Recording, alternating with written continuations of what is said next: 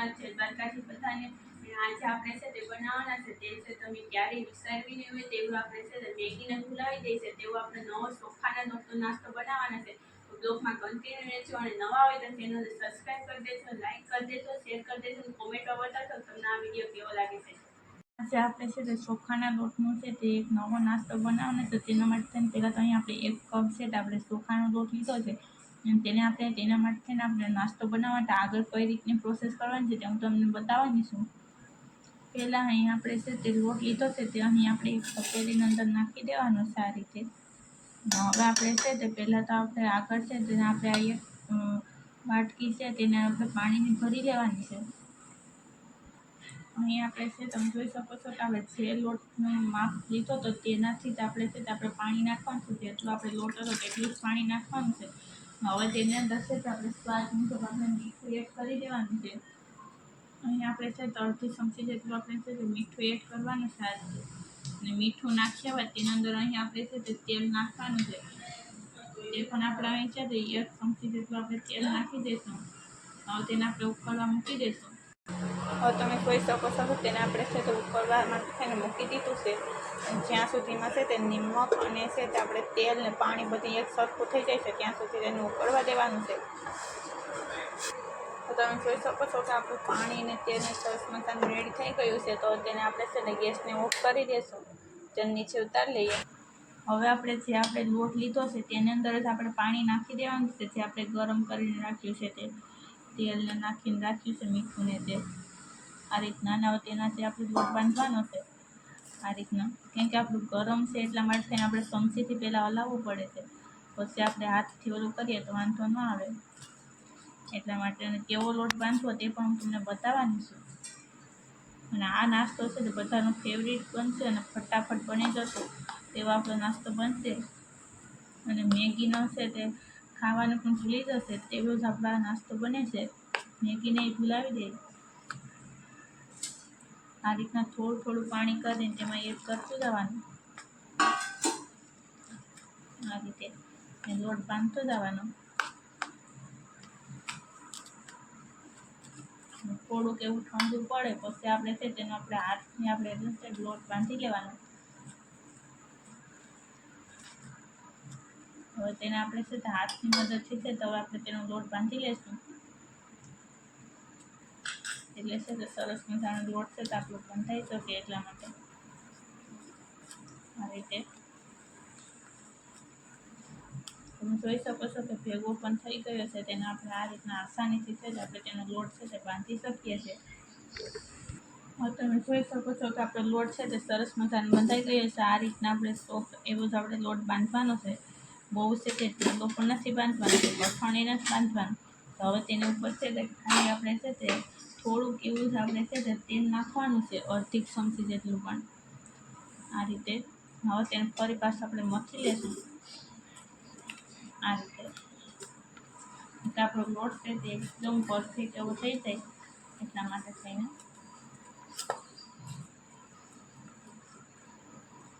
તમે જોઈ શકો છો કે આપણો લોટ છે તે એકદમ પરફેક્ટ એવો છે તે થઈ ગયો છે. તો હવે છે તેને આપણે આગળ કઈ રીતના કરવું તે હું તમને બતાવી દઉં છું. હવે તમે જોઈ શકો છો કે જે અહીં આપણે છે સેવ પાડવાનું મશીન આવે છે તે લીધું છે. તો તેના માટે અહીં છે તો આપણે જે તેના માટે ગાંઠિયા કે સેવ બનાવવાની જે આવે છે જારી તેની ઉપર છે તો આપણે આ રીતના પહેલાં તેલ લગાવી દેવાનું છે. પછી તેને છે તો આપણે ફિટ કરી દેવાની છે મશીનમાં. ફિટ કર્યા બાદ અહીં આપણે જે આપણે લોટ લીધો છે બાંધેલો તે લોટને આપણે છે તે નાખી દેવાનો છે આ રીતે તેની અંદર.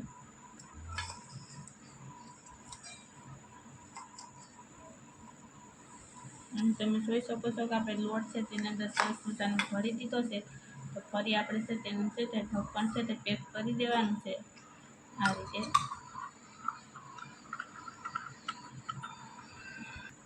મશીનમાં છે તે લોટ ભરાઈ ગયા બાદ હવે છે તો અહીં આપણે આ એક છે તે ડીશ લીધી છે. અથવા જો તમે કોઈ પણ છે તે ઢોકળીમાં તો કુકર આવે છે તેની ડીશ અલગથી આવે છે તો તે પણ તમે લઈ શકો છો. પરંતુ મેં એ નથી યુઝ કરતી, હું અહીં છે તે બીજી ડીશ યુઝ કરું છું. તેની ઉપર છે પેલા આ રીતના આપણે તેલ લગાવી લેવાનું છે જેથી કરીને ચીપકે નહીં એટલા માટે. અહીંયા હવે છે તો આપણે તેલ લગાવીએ બાદ અહીંયા આપણે છે તેની અંદર આપણે આ રીતના આપણે છે તે ઉપરથી ફેરવી અને તેની સેવ બનાવી નાખવાની છે આ રીતે એકદમ સૂકી સૂકી. કેમ કે આપણે છે આ રીતની જ આપણે છે તે મેગીને ભૂલાવી દઈ છે તેવી આપણે બનાવવાની છે વાનગી એટલા માટે થઈને.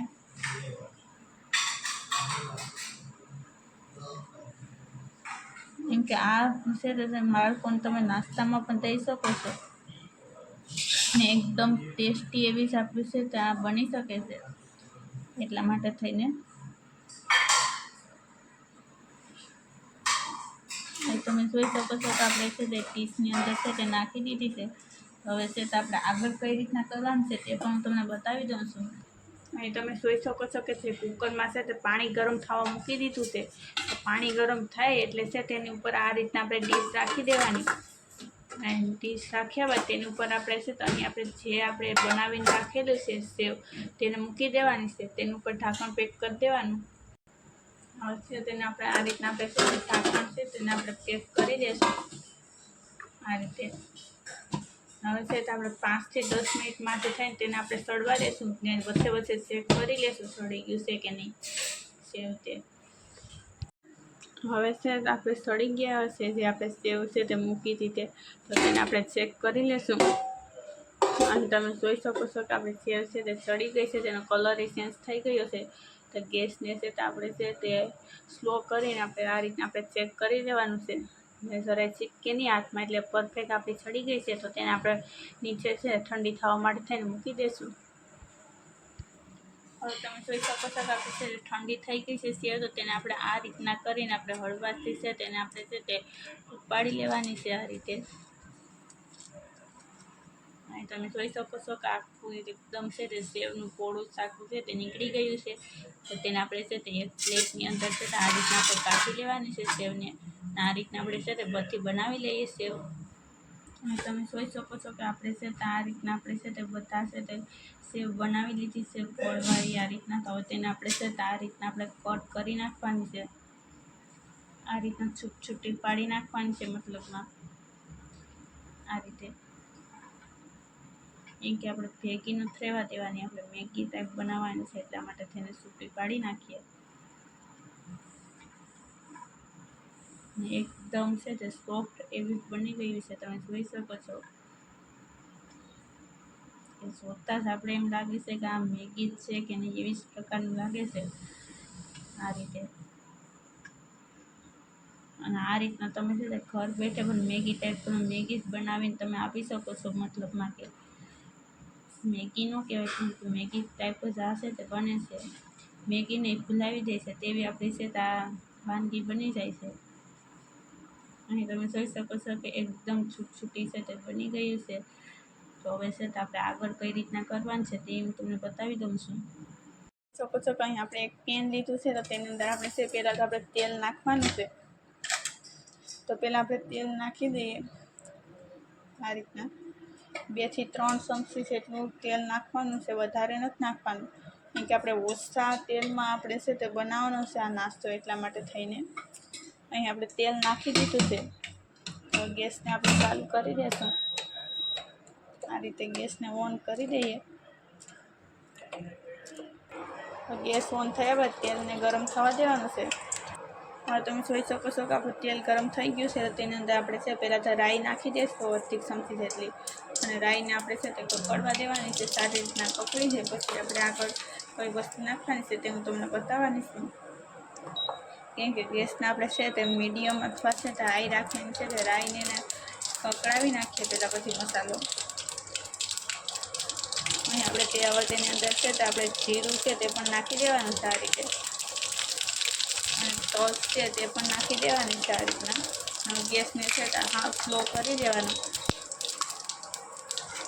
હવે તેની અંદર અહીં છે તો આપણે મરચાં લીધા છે તે નાખી દેવાના છે આ રીતના કટ કરેલા છે.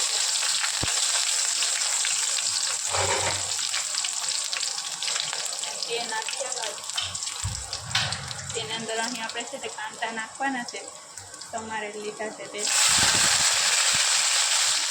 હવે તેને સારી રીતના કાંદાને હવે આપણે સળવા દેવાના છે. આ રીતના હલાવતું જવાનું છે, કરવા દેશું. અહીં તમે જોઈ શકો છો કે છે તે આપણે કાંદા છે તે સારી રીતના સડી ગયા છે. તેની અંદર આપણે સિંગ દાણા લીધા છે તે નાખી દેવાના છે આ રીતના, જેથી કરીને તે પણ છે તે તળાઈ જશે. તેની અંદર સિંગ પણ સરસ મજાની. અહીં તમે જોઈ શકો છો કે આપણા સિંગ દાણા છે તે પણ સરસ મજાના છે તે તળાઈ ગયા છે. તો હવે તેની અંદર આપણે છે ટમેટા નાખી દઈશું. આ રીતના ટમાટર રાખ્યા છે તેને પણ આપણે છે તો છોડવી નાખીએ સરસ મજાની આ રીતે. હવે તમે જોઈ શકો છો કે આપણા છે તે ટમેટા પણ સારી રીતના છે એકદમ છે તે ચડી ગયા છે. તો હવે તેની અંદર આપણે મસાલો કરી લઈએ. તો તેના માટે થઈને અહીં આપણે અડધી ચમચી જેટલી હિંગ નાખી દઈશું, જેથી કરીને નાસ્તો છે તે આસાનીથી પચી શકે એટલા માટે થઈને. અને તેની અંદર હવે છે તે સ્વાદ મુજબ છે તો આપણે મીઠું એડ કરવાનું છે. તો અહીં આપણે મીઠું એડ કરી દઈએ આ રીતે. અને હવે તેની અંદર આપણે છે તે હળદર નાખવાની છે. તો અહીં આપણે છે અડધી ચમચી જેટલી આપણે હળદર નાખી દીધી છે. હવે આપણે તેની અંદર લાલ મરચું નાખવાનું છે. કે તમે જે મુજબ તીખાશ ખાતા હોય છે તે મુજબ તમે લાલ મરચું પણ તમે નાખી શકો છો.